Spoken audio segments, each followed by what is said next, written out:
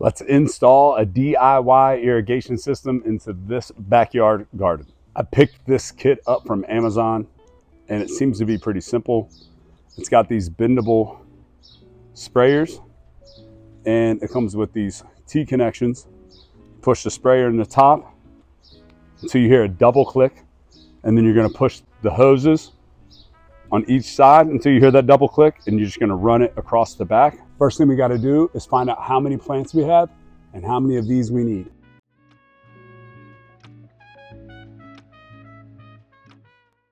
I went ahead and laid a connector with a spray nozzle next to each one of the plants, and now we're going to run our hose across the back of the garden and then just cut the appropriate lengths. Seems pretty simple, but that's always famous last words.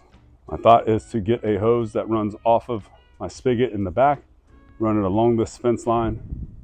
I'll put the hose connector there, and then the water will flow from right to left whenever I need it to.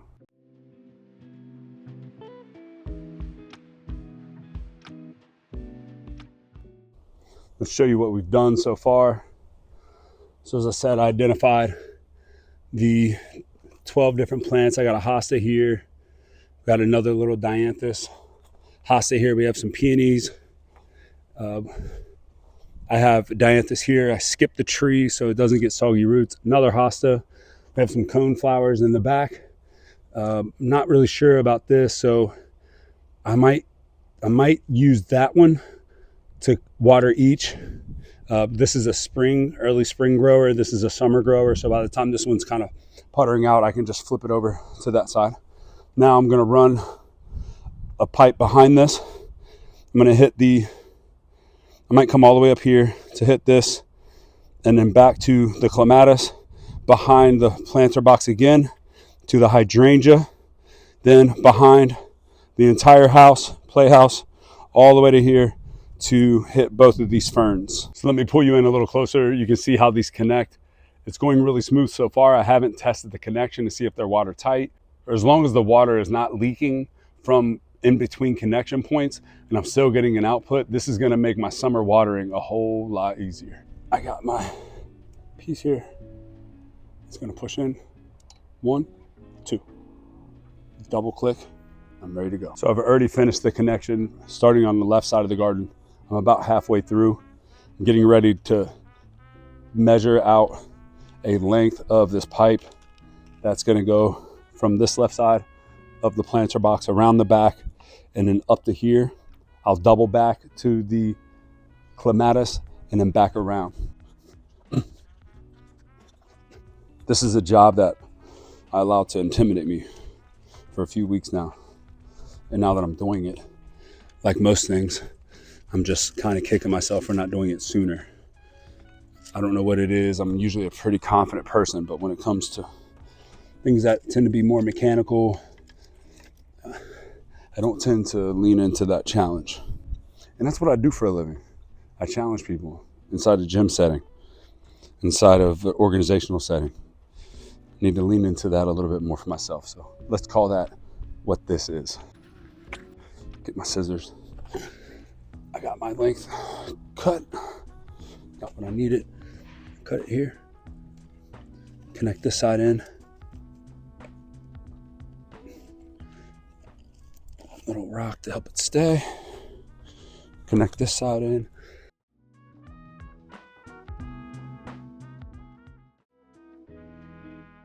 Okay, so this is the final step. I have the hose connection, and this is going to be my final tube that connects to the final sprayer. And just like the other ones, it just pushes in and has these little shut off valves. So I think on the other end I have to connect, it comes with 2 of these. I have to connect this on the other end and turn them to shut off so that the water doesn't continue to spray out of one end where I don't want it to spray out of. So let's get this connected. Then we'll attach a hose and we'll see if our connections are holding. Let's get the other side connected. Off. So both sides there are off. And since our connectors are on both sides, I'm just gonna go shortest distance right now that I have. We'll hook it in right here.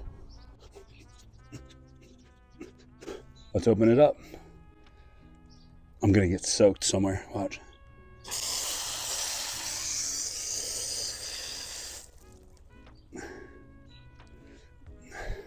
I knew it, I knew I'd get soaked. Got a little wet. What I thought was on was off. Usually if it's in line with the pipe, it's on. And if it's to the side, it's off. That's not the case here. Let's walk around and see what's working. Definitely see the water running. I think each hose has an adjustable amount. Like you can turn it to adjust how straight or wide stuff's coming out.